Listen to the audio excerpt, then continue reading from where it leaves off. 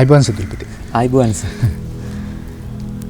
දැන් මේ ගමන වැඩසටහනේ අපි කීපයකටම සුදුල් සහභාගී වුණාන්නේ. ඔව් සර්. දැන් කොහොමද ප්‍රතිචාර දැන් ගමේ? හොඳයි සර්. හොඳ ප්‍රතිචාර හම්බ වෙනවානේ. සමාජයට වැදගත් දෙයක් නේ අපි දෙන්නේ. ඒක ඇත්ත. නිසා අපිට හොඳ ප්‍රතිචාර හම්බ වෙනවා වැඩසටහන ගැන. දැන් සුදුල්ට පුද්ගලිකව හිතුවොත් දැන් මෙවැනි වැඩසටහනකට මාධ්‍යයක් කරා හෝ යම් ආකාරයකින් සම්බන්ධ වීමට ලැබීම ඔයා මේ අවංකව තෘප්තියක් මානසිකව විඳිනවා. ඇත්තටම යහපත් දෙයකට මම සම්බන්ධ වෙන්නේ කියලා. අනිවාර්යෙන් සර්. එමිටනවනේ. ඔව්.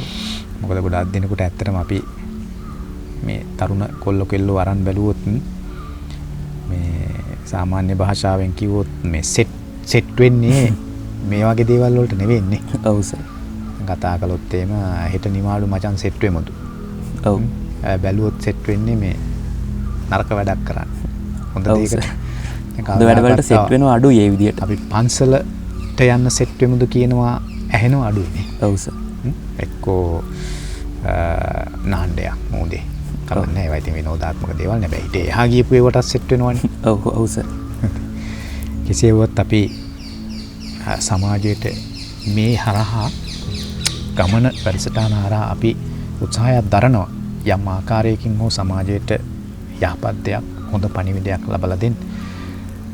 අපි හිතනවා බොහෝ දෙනෙක් අහලා අපිට අපි හිතමු මාධ්‍ය හරහා දැන් මේක දිතුල බෞද්ධ නාලිකාව ඔස්සේ විකාශනය වෙනකොට ලක්ෂ ගාණක් බලනවනේ. ඔව්. ඉතින් අපිට අපි හිතමු 10 දෙනෙක් හැදෙනවා කියලානේ. ඔව් සර්. ඒක තමයි මේ කතා කරන්නේ කියලා හැදෙනවා නම් ඒක හරි වටිනවා. ඔව් සර්. මොකද මිනිසා හැදීම තමයි ඉතාමත්ම අමාරු කාරණේ සහ ලෝකේ වැදගත්ම දේ සුදිල. මිනිසා හැදීම. සුදිල එක දවසක් තාත්තා කෙනෙක් පුතෙකුට ලෝක සිතියමක් අරගෙන චූටි කෑලි වලට ඉරලා පුතාට දෙනවා. දීලා කියනවා පුතේ ලෝක සිතියම අලවන්න. ඒ රටවල් තිබිච්ච තැන් ඒ රේඛා හරියටම එන්න අලවන්න කියලා. හැබැයි මේ ඉරන්න ඉස්සරලා තාත්තා තව වැඩක් කළා. ඒ තමයි සිතියමේ අනිත් පැත්තේ පිටිපස්සේ පැත්තේ අඳිනවා මිනිස් රූපයක්. මිනිස් රූපයක් ඇඳලා තමයි ලෝක සිතියම ඉරලා දෙන්නේ. ඉතින් පුතා දැන් සෑහෙන try කළා උත්සාහයක් දරුවා අර චූටි කෑලි ටික අලවන්න. හරිම අමාරුයි ඒ රටවල් තිබිච්ච තැන් හොයාගන්න බෑ. ලංකාව කොහෙද තිබුණේ අය මේවා හරි චූටි රේඛාවල්නේ බෙදලා තියෙන්නේ. අලවන්න බෑ. ඊපස්සේ කිව්වා තාත්ති මට මේක බෑ කරන්න. මේක කරන්න බෑ. ඔයා මේ චූටි කෑලි වලටනේ මේක ඉරලා තියෙන්නේ. කොහොමද මම ලෝකේ හදන්නේ? කියලා. ඊපස්සේ මේ තාත්තා කියනවා හරි. ලෝකේ හදන්න බෑනේ වාට. ඔව්. හැබැයි ඔය කොලේ පිටිපස්සේ තිබුණේ මිනිස් රූපයක්. මම ඇඳලා තිබුණා. මිනිස් රූපය අලවන්න කියලා. පුතා බැලුවා මේක ලොකු සංකීර්ණ නැහැ. ඉතින් S2, කන් දෙක, නහය හරියට අලව ගත්තාම අනික් කොටස් නිකම්ම හැදෙනවා. ඉතින් මෙයා හරි ඉක්මනට මේක හැදුවා. හදලා කිව්වා තාත්තේ මම මිනිහා හැදුවා. දැන් පුතේ අනිත් පැත්ත හරවලා බලන්න කිව්වා. මොකද වෙලා තිබුණේ? ලෝකෙත් හැදිලා. මිනිහා හැදුනහම ලෝකෙ ඉබේම හැදුනා. මේක තමයි වැදගත්. බුදුදහම තුලින් අපිට දෙන පණිවිඩය තමයි බුදුහාමුදුරුවෝ බුද්ධත්වයට පත් වෙන්නේ භෞතික වස්තුන් ගොඩනගන්න නෙවෙයි. මොකද ඒවා ගොඩනගන්න ඕන තරම් ක්‍රමවේදයන් තියෙනවා. ඒවා ගොඩනගන්න ආර්ථිකය අතින් දියුණු වෙන්න ආර්ථික විද්‍යාඥයෝ ඕන තරම් කියන්න දේවල් බිල්ඩින් හදන්න ඉංජිනේරුවරු ඕන තරම් ඉන්නවා. මෙහෙමයි මේ මික්ෂරණය හදලා තමයි මේ කොන්ක්‍රීට් එක දාන්න ඕන කම්බි මෙච්චරක් දාන්න. ඒවා ඕන දෙයකට ඉන්නවා ඉංජිනේරුවරුනේ. හැබැයි මිනිස් සිත හදන්න ශාස්ත්‍රවරු අඩු. එසා බුදුහාමුදුරුවෝ ලෝකේ පහළ වෙන්නේ මිනිස් සිත හදන්න මිනිසා මිනිසෙක් කරන්න. එතකොට අපිට ලෝකය හදන්න යන ගමනේදී මිනිසා හදන එක ගොඩක් වැදගත් වෙනවා. මිනිසා හැදුනහම තමයි ලෝකෙත් හැදෙන්නේ. ඒතකොට මේක පටන් ගන්න ඕන අපි පුද්ගලික පැත්තටම. සමහර අය හිතනවානේ දැන් ලෝකය හදලා තමන් හැදෙන්නේ. තමන් ළඟ කිසිම ගුණයක් නැහැ. ඔව්. කරන්නෙම ජරා වැඩ. හැබැයි ලෝකය හදන්න කතාව. දැන් බුදුහාමුදුරන්ගේ ජීවිතේ වටිනාම දෙයක් තමයි යථාවාදී තථාකාරී කියන ගුණය. කියන්නේ යමක් කියනවද ජීවිතයත් එහෙමයි. උන්වහන්සේගේ හැසිරීම, උන්වහන්සේගේ ක්‍රියාකලාපේනුත් එහෙමයි. එකක් කියලා එකක් කරනව නෙවෙයි. එකක් කරලා එකක් කියනව නෙවෙයි. මේ දෙකම සම්බන්ධයි. කියන්නේ යමක්ද ඒ ආකාරයටමයි විදියටම කරනවා. ඉතින් ඒකයි බුදුහාඳුරුන්ගේ තියෙන වටිනාම ගුණාංගය. අපේ සමාජයේ ඒක හරි අඩුයි. ඔව් සර්. විශේෂයෙන් ඔය දැන් අපි දැක්කහම ඉතින් රට හදන්න, ලෝකය හදන්න, සමාජය හදන්න බෑගෙන වැඩ කරන මිනිස්සු ඉන්නවන්නේ. ඔව් ඔව්. අපිට ඕන තරම් කතන්දර ඇහෙනවා. ස්ටේජ් වල නැගලා ගිරිය කඩාගෙන ලේ රහ කරගෙන කෑ ගහන මිනිස්සු සමාජය හදන්න ඕන කියලා. ඒ අනිත් පැත්තේ ඒ මිනිස්සු තුල ඒ මිනිස්සු හැදිලා නැහැ. ඔව්. ඒ කිසිවක් නැහැ. අපිට අද තියෙන ලොකුම අඩුව තමයි ආදර්ශමත් පුද්ගලයන් නැතිකම. ආදර්ශමත් චරිත නැතිකම සමාජයේ. අපි දැන් අදටත් කතා කරනෝනේ සමහර චරිත ගැන. අපි ගත්තොත් අනගාരിക ධර්මපාලතුමා ගැන අපි කතා කරනෝනේ. ඔව්. එතනින් ගියාම මහත්මා ගාන්ධි ගැන අපි කතා කරනෝනේ. එතනින් ගියාම අපේ රට තුල සිටිය ශ්‍රේෂ්ඨ යතිවරයන් වහන්සේලා ඉන්නවා, සාමින් වහන්සේලා. උන්වහන්සේලා ගැන අපි කතා කරනවා. ඒ කතා කරන්නේ ඇයි? ඒවා ආදර්ශමත් චරිත. ආදර්ශමත් චරිත. ඒ පුද්ගලයන්ගෙන් අපිට ගන්න තියෙන ආදර්ශ ගොඩයි. අනිවාර්යයෙන්. හැබැයි දේශපාලන ලෝකයේ තුල අපි ගත්තොත් හරි 14ක් තමයි අපිට ආදර්ශමත් චරිත ඉන්නේ. ආදර්ශමත් චරිත. බොහෝ චරිත හොඳ පැත්තට වැඩිය නරක පැත්ත ගැන අල්ලලා තමයි කතා කරන්නේ. ඔව් ඔව්. එතකොට අපේ ඉතිහාසයේ තුල රාජාවලිය ගත්තත් බොහෝම හොඳ රජවරු හිටියා. ඒ අතරතුර ඉතින් තාත්තලා පියතුමා ඝාතනය කරපු රජවරු හිටියා. රට පාවා දුන්න රජවරු හිටියා. සහෝදරයා මරපු රජවරු හිටියා. ඒ අයත් ඉතිහාසගත වුණා. ඔව්. හැබැයි ඉතිහාසගත වෙලා තියෙන්නේ වැරදි පැත්තට. වැරදි පැත්තට. ඒ නිසා මේ ලෝකේ හදන්න යන ගමනේදී නැත්තම් ලෝකේ ලස්සන ලෝකයක් වීමට යන ගමනේදී මිනිසා සකස් කිරීම හරි වැදගත්. වැදගත්. අපි සුදිල් කතා කරන්න අද හිතුවා මේ සමාජය තුළ ඇයි මේ තරම් අර්බුද ඇති වෙන්නේ කියන එක. ඔව් සර්, මට නම් හිතෙනවා මේ වගේ කියන්නේ අපි ඇති වෙන දැන් සමාජයේ ඇති වෙන අර්බුද ගත්තම ওই අර්බුද බොහොමයක් ඇති වෙන්නේ ධනය, බලය, ලිංගිකත්වයේ වගේ සාධක මත කියලා තමයි සර් මට නම් හිතෙන්නේ. ඔව්. සර් ඒ කතාවේ ඇත්තක් තියෙනවද සර්? ඇත්තටම ගත්තොත් ධනෙ රැස් කිරීමට එපා කියලා බුදුදහම තුල කොහෙවත් නැහැ. ඔව්. එතනින් ගියාම බලය තහවුරු කර ගැනීමට එපා කියලා බුදුදහම තුල කොහෙවත් නැහැ. එතනින් ගියාම ලිංගික ජීවිතයක් ගත කරන්න එපා කියලා බුදුදහම තුල කොහෙවත් නැහැ. බුදුහාමුදුරුවෝ ඒවා අනුමත කළා. ධනෙ රැස් කරන්න, බලය තහවුරු කරගන්න, තමන්ගේ සිතට ඇති වෙන්නා වූ හැඟීම් තෘප්තිමත් කරගන්න උන්වහන්සේ එපා කිව්වේ නැහැ. ගිහි මිනිස්සු වශයෙන් ඒවා කරන්න ඕන. හැබැයි ප්‍රශ්නේ තියෙන්නේ එතන නෙවෙයි. ධනය රැස් කිරීමේදී ඒ ධනය උපයන්නේ කොහොමද කියන එක ගැන බුදුහාමුදුරුවෝ කතා කරනවා. බලය රැස් කිරීමේදී ඒ බලය තහවුරු කරගන්නේ කොහොමද කියන එක බුදුහාමුදුරුවෝ කතා කළා. තමන්ගේ හිතට එන්නා වූ ලිංගික ආශාවන් තෘප්තිමත් කර ගැනීමේදී එය සිද්ධ කරන්නේ කොහොමද කියන එක බුදුහාමුදුරුවෝ කතා කළා. එපා කිව්වේ නෑ. එහෙම ලෝකයක් හදන්න බෑනේ. මේ අනාතිම සසර බල්ලෝ බලල්ලෝ කුරා කූඹිය වෙලා ඔවා කරගෙන ආපු සත්වය කොටසක් තමයි මේ ඉන්නේ. ඕන ජීවිතයක් ගත්තොත් ওই දේවල් කරනවා. නේ? බලය තහවුරු කරගන්න සතා සිව්පවා ඝාතනය කරනවා. මහන්සි ගන්නවානේ. ඔවුන්ගේ අපි කියන්නේ මේ ප්‍රදේශය. දැන් ඇත්තු දෙන්නෙක් ගත්තොත් අපි කියන්නේ ඇත්තු දෙන්නෙක් එක කැලේක ඉන්නේ නැහැ. සද්දන්ත ඇත්තු දෙන්නෙක් එක කැලේක ඉන්නේ නායකයෝ. පැටවු ඉන්න පුළුවන්. සද්දන්ත කුලේ ඇත්තු දෙන්නෙක් එක කැලේක ඉන්නේ නැහැ. නායකයෝ දෙන්නේ. එතකොට මේ ඇත්තුගේ හරි ලස්සන ක්‍රියාවලියක් තියෙනවා මේ කැලේ මම ඉන්නවා කියන එක ඇතෙක් අනිත් ඇත්තුන්ට දන්නන්නේ කොහොමද? එයාට පුළුවන් උපරිම උසෙන් ගහකට ඇද්දලෙන් අයිනවා. තුවාල කරනවා ගහ. එතකොට ඇත්තු යන එන මඟ අනිත් ඇතා යනකොට එයා බලනවා එයාට වැඩි උඩින් මේ මාක් එක දාන්න පුළුවන්ද? මේ තුවාලේ ඇති කරන්න පුළුවන් දලෙන් අයින්න පුළුවන්ද කියලා. එයාට පුළුවන් වුණොත් එයා ඊට වඩා උඩින් අයින්.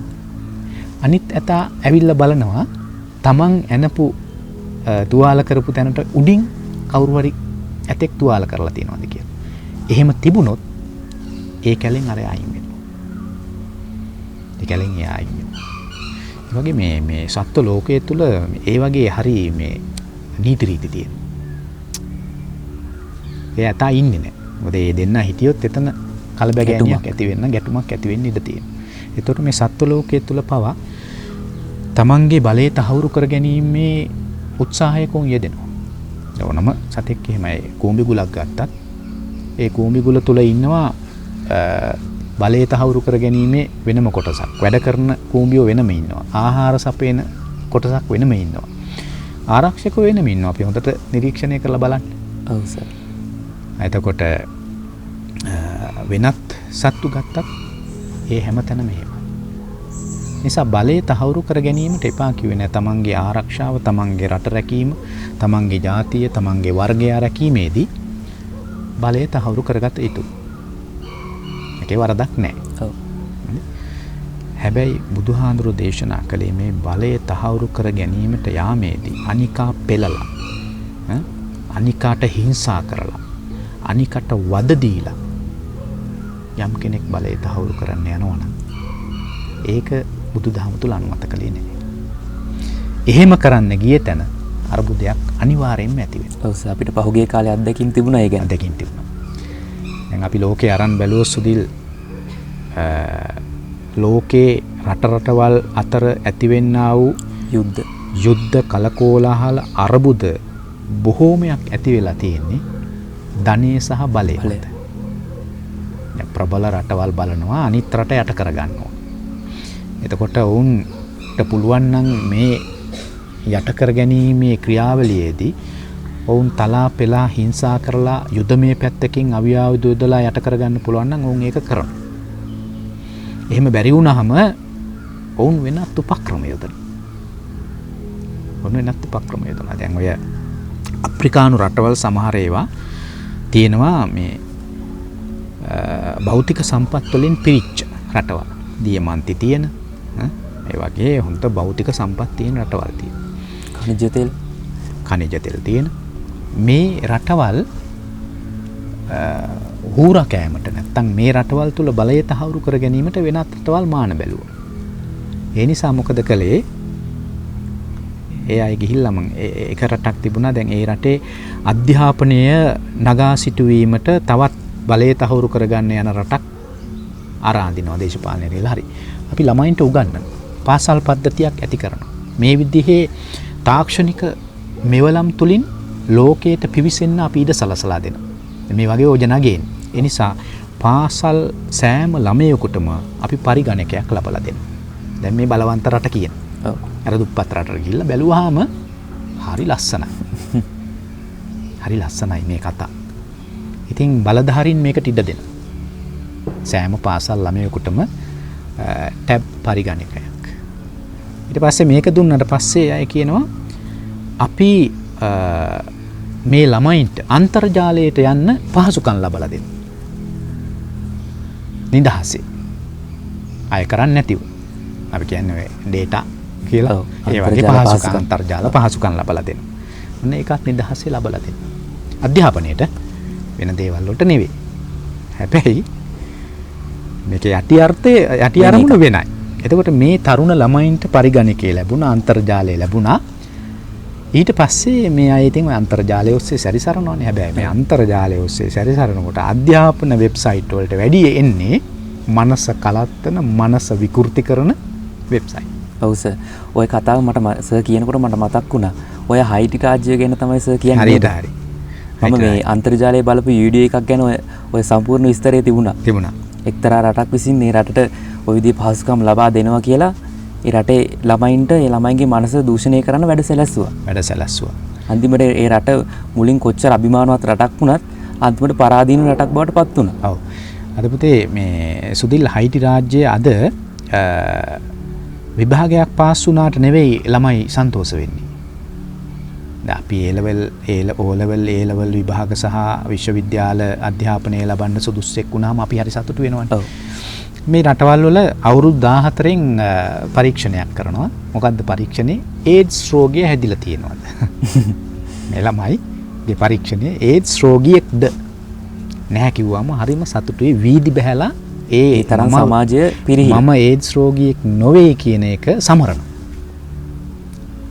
බලන්නකො මෙහෙම අභිමානවත්ව තිබිච්ච රටවල් මොන කොන්දේසි යටතේද මේ විනාශ වුනේ? ඔන්න බලය තහවුරු කර ගැනීම.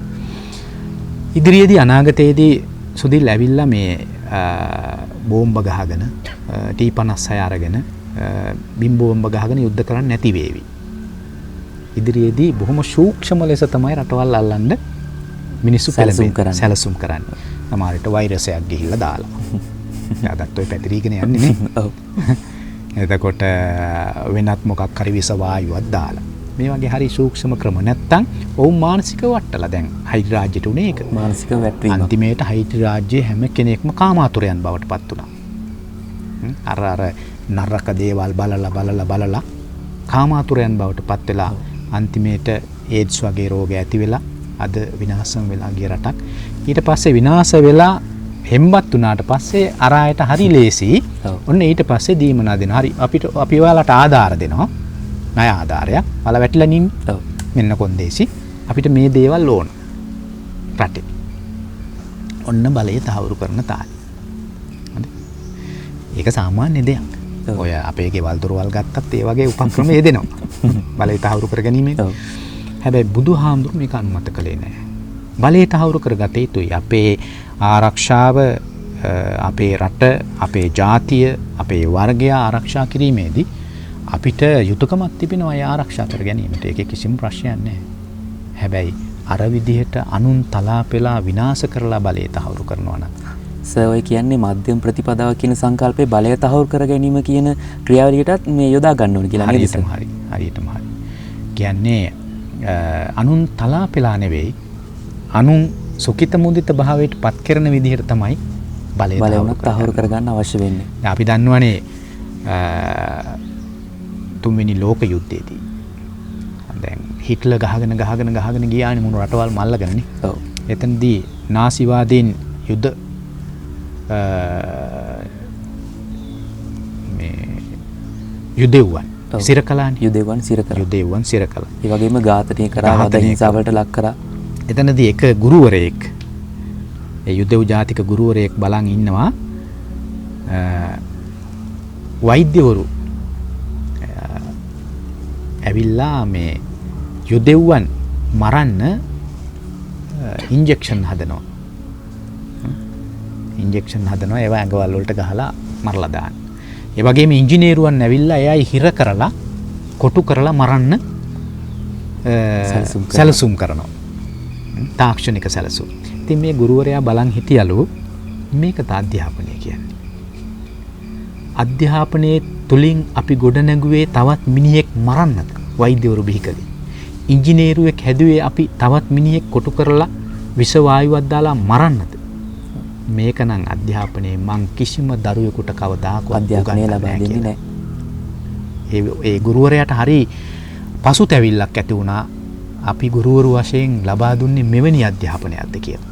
ලංකාවෙත් ඔය වගේ කියන්නේ ඔය තත්ත්වේ නැති වුණත් සාමාන්‍යයෙන් ලංකාවේ අධ්‍යාපන ක්‍රමය තුලත් ඥානය විතරයි ලබා දෙන්නේ. සාමාන්‍ය කියන්නේ ගොඩක් උත්සාහ කරන්නේ ඥානය ලබා දෙන්න විතරයි. ගුණය ලබා දෙන්න උත්සාහ කිරීමක් නැහැ. ඒකත් ලොකු ගැටලුවක් සර්. ඒක තමයි අපි සාමාන්‍ය කියන්නේ ගුණ නුවණින් පිරිකිලන්නේ. නුවණ ඕන.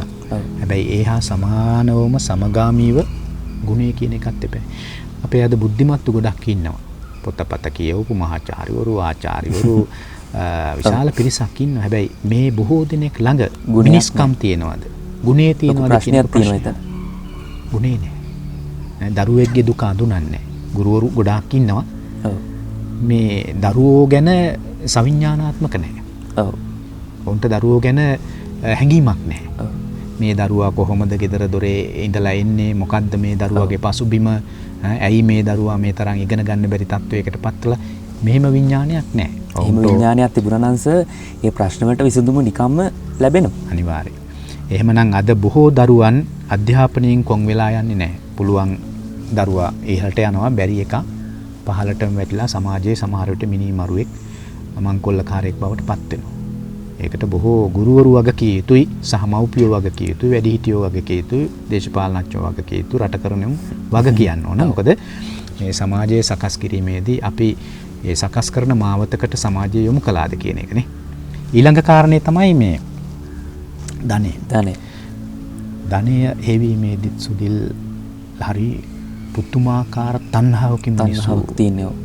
ඒක හිතා ගන්න බෑ.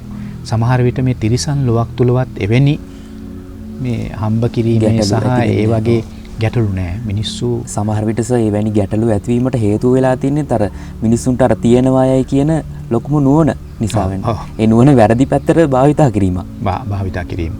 අනිත් එක මේ යම් කිසි තියෙන දෙයකින් තෘප්තිමත් නෑ. ලද දෙයින් සතුටු වෙන්නේ නෑ. හරියට. දැන් බුදුදහම තුල උගන්වනවානේ මේ සැහැල්ලු දිවි පෙවතක් කියලා. ලද දෙයින් සතුටු වීම කියලා අපි කරණීය සූත්‍රය හැමදාම කියනවා. හැබැයි මේවා ප්‍රායෝගිකව ජීවිතවලට යෙදෙන්නේ නැහැ. කටින් ගිරව් වගේ කියවනවා ඔය. එතකොට මේ ධනෙ පසුපස මිනිස්සු හඹාගෙන යනවා කෙලවරක් නැහැ.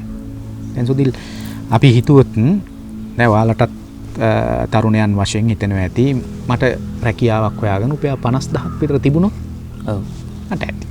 එමෙ හිතෙනවන්නේ. මට මේ තියෙන ප්‍රශ්න ටික විසඳ ගන්න රුපියල් 50000ක වැටුපක් තිබුණොත් ඇති ප්‍රමාණවත් කියලා හිතෙනවනේ. දැන් ඔන්න 50000ක වැටුපකට රැකියාවක් ගන්න. ගත්තට පස්සේ ටික දාලා යනකොට හිතනවා වැටුප ටිකක් වැඩි වුණා රුපියල් 75000ක් වුණා නම් නේ 75000ක් වුණා නම් ඇති මේ කියලා. හැබැයි මෙහෙම යනවා අන්තිමේට අසීමාන්තිකව තෘප්තිමත් වෙන්නේ නැහැ. ලක්ෂ ගාණක් හෙව්වත් මොනවාරි වියදම් කරන ක්‍රමවලට අපි යොමු වෙනවා. ඉතින් බුදුදහම තුල කියන්නේ මූලික ධනයක් අවශ්‍යයි මිනිස්සුන්ට ජීවත් වෙන්න. හැබැයි මිනිස් ජීවිතවල මූලික අවශ්‍යතාවයන් බැලුවොත් ආහාර පාන, ජලය, ඉන්න හිටින්න නිවසක්, ඒ වගේම ඇඳුම් පැළඳුම් සහ බෙහෙත්. ඔය හතර තමයි මිනිසෙකුට අවශ්‍ය වෙන්නේ. ඔය හතර ලබා ගැනීම සඳහා ධනය අවශ්‍ය වෙනවා. වක්‍රාකාරව ධනය අවශ්‍යයි. ඒක බුදුහාඳුර එපා කිව්වේ නෑ ධනය හම්බ කරන්න මේ විදිහට බෙදාගෙන ධනය පරිභෝජනය කරන්න කියලා හරි ලස්සනට බුදුදහම තුල ගන්නේ. හැබැයි මේකේ ප්‍රශ්නේ ඒක නෙවෙයි. අනිකා පෙළලා, අනිකා යට කරලා, අනිකා පාගලා, මිරිකලා ධනය හොයනවා. ඔව් සර්. ඒ පැත්තෙන් ඒ විදිහට වෙද්දී තවත් පිරිසක් ඒකෙන් පීඩාවටත්පත් වෙනවා සර්. ඔව්. ධනෙ නැතුව කී දෙනෙක් අද දුක් විඳිනවද? ඇත්තටම. අර කතාවක් තියෙනවා මේ කෙනෙක් කාලා කෑම ටික දිරව ගන්න ගාලු මෝදොර පිටියේ දුවනකොට තවත් කෙනෙක් කෑම ඉල්ලගෙන ඌපස්සෙන් දුවනවලු. මේක තමයි සමාජ විපර්යාසය. සාමානාත්මතාවය. එතකොට ධනය හොයා ගැනීමේදීත් පුදුම අර්බුද ගොඩක් තියෙනවා. අද සමාජය තුල තියෙන මිනිහා අනිකා පෙළලා කොහොම හරි හම්බ කරගෙන ඔව් අර බුදුහාමුදුරෝ දේශනා කළා තියෙන අර නොකල යුතු වෙළඳාම්, නොකල යුතු වෘත්තීන් ඒවා පවා කරනවනේ සර්. ධනය ඉපීම සඳහා. ඒ වගේම ධනය කොච්චර හම්බ කළත් මදි. දැන් ඔය පහුගිය කාලේ අපි දැක්කා මත්ද්‍රව්‍ය විකුණන මිනිස්සු සමහර විට කෝටි ගණන් හම්බ කරනවා. හැබැයි ඒයින් තෘප්තිමත් වෙන්නේ නැහැ. තවත් හම්බ කරලා ගිහිල්ලා ආයි තව කෝටි ගණන් හම්බ කරන්නේ කොහොමද කියලා ඒ මනුස්සයා ඇති මුළු ජීවිත කාලේම අර සල්ලි ටික තියාගෙන ලස්සන ජීවිතයක් ගත කරන්නේ. ඒ වුණා තෘප්තිමත් වෙන්නේ නැහැ. ඉතින් ඒක එකක්. ඊළඟ කාරණේ අන්තිම කාරණේ අපි ඔයා කිව්වේ මේ ධනය, බලය සහ ලිංගිකත්වය කියලා. ඒක ගැන කතා කරන්න දෙයක් නැහැ. අර්බුද කොච්චර ඇති වෙලා තිබුණා. දැන් පහුගිය දවස්වල අපි දැක්කා විශාලතම අර්බුදේ. මිනිස්සු ටීවී වලට වට වෙන මොකද වුනේ? බෙල්ල හේවුණාද? ඔළුව තිබුණාද? ඔව්. මොකද වුනේ? නොගැලපෙන සම්බන්ධතා.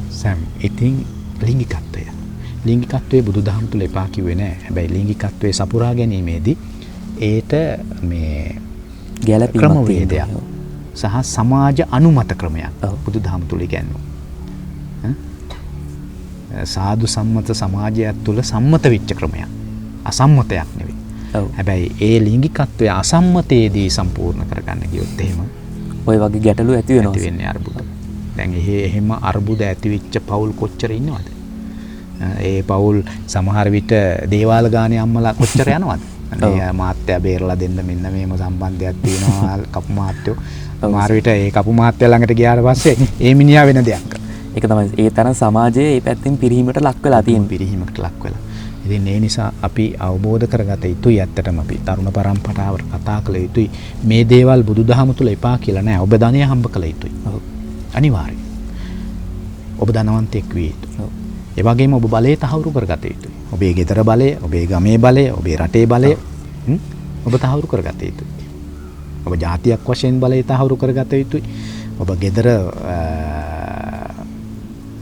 පවුල් ප්‍රධානියා වශයෙන් බලය තාත්තා කෙනෙක් නම් තාත්තාගේ බලය තහවුරු කරගත යුතුයි. අම්මා බලය තහවුරු කරගත යුතුයි. ඔබ පාසලක විදුහල්පතිවරයෙක් නම් පාසලේ විදුහල්පතිවරයාගේ බලය තහවුරු කරගත යුතුයි. ඔබ ආයතනික ප්‍රධානියෙක් නම් ඒ ආයතනික ප්‍රධානියාගේ බලය තහවුරු. ඒකේ කිසි ප්‍රශ්නයක් නැහැ. ඒ බලය තියෙන්න ඕන. නැත්තම් වැඩ කරන්න බෑනේ. හැබැයි බලය තහවුරු කිරීමේදී අර විදිහට අනුන් තලා පෙලා අනිකලා මිරිකලා පාගලා කුඩු කරලා බලය තහවුරු කර ගැනීම අනුමත කරන්න බෑ. අනුමත කරන්න බෑ. ලිංගිකත්වයත් එහෙමයි. මේ විදිහට ගියොත් අර්බුද ඇති වෙනවාමයි.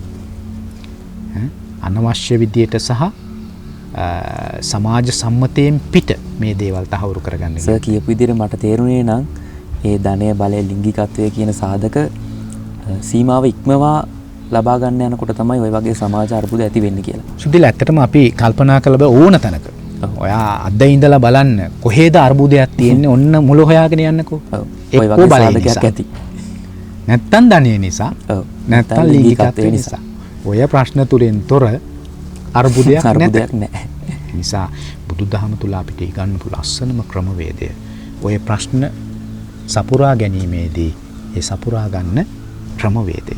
ඒ තුල ගියා නම් අපිට කවදාකවත් අර්බුද ඇති වෙන්නේ නැහැ. මේ නිසා අපි සමාජයට කතා කරමු අපිට ධනය අවශ්‍යයි බලය අවශ්‍යයි අපේ සිතුම් පැතුම් තෘප්තිමත් කර ගැනීමට අපිට ක්‍රමවේදයන් හැබැයි ඒ බුදුදහම තුල උගන්වන ප්‍රාමෝ තුල ඉඳගෙන අපි මේ දේවල් සපයා ගන්න සපුරා ගන්න උත්සාහ දරුවොත් අපිට පුළුවන් අර්බුදයක් නොවන විදිහට ජීවත් වෙන්න. මානසින් වැටෙන්නේ නැති කවදා හරි තමන් ගැන හිතලා සතුටු වෙන්න වෙන පුළුවන් පුද්ගලයෙක් බවට පත් වෙන්න පුළුවන්. ඉන්නේ නිසා තවත් දවසක අපි කතා කරමු මේක පුළුල් මාතෘකාවක් ඇත්තටම. අදත් අපි මම ගොඩාක් දේවල් දැනගත්තා. ඉදිරියේ ජීවිතේ හැඩගස්වා ගන්න ඒ වගේම සමාජයට පණිවිඩයකුත් අපිට දෙන්න පුළුවන් හැකියාවක් ලැබුණා. ඉතින් සර්ට බොහොම ස්තුතියි. ඒ වගේම සර්ට බොහොම පිං මේ වගේ දේවල් මට සහ සමාජයට විස්තර කිරීම සඳහා. ඇත්තටම මේ ඔයාලත් මේවා ඉගෙනගෙන යාළුවන්ටත් කියලා අපි තනි තනියෙන් හරි අර වැස්සට නොතෙමී ඉන්න මොළ ලොවක් නොතෙමී ඉන්න කුඩ හදන්න බෑනේ. ඔව්. අපිට පුළුවන් අපිට නොතෙමී ඉන්න පොඩි කුඩයක් හදන්න. අපි හැදුනොත් අර සර් මුලින්ම කියපු තැනට තමයි ආපහු යන්නේ. මිනිසා හැදුනොත් එimhe ලෝකයක් හැදෙනවා. පුද්ගලිකව හරි හැදෙන්න අපි උත්සාහයක් දරමු. එතකොට මේක පැතිරිලා ගිහිල්ලා ලෝකයේ යම් දුරකට හැදේවි. ඒ නිසා ඒ බලාපොරොත්තු ඇතිව තවත් දවසක හම්බුනේ. හරි සර්. එහෙනම් සුබ දවසක්. සුබ දවසක් සර්.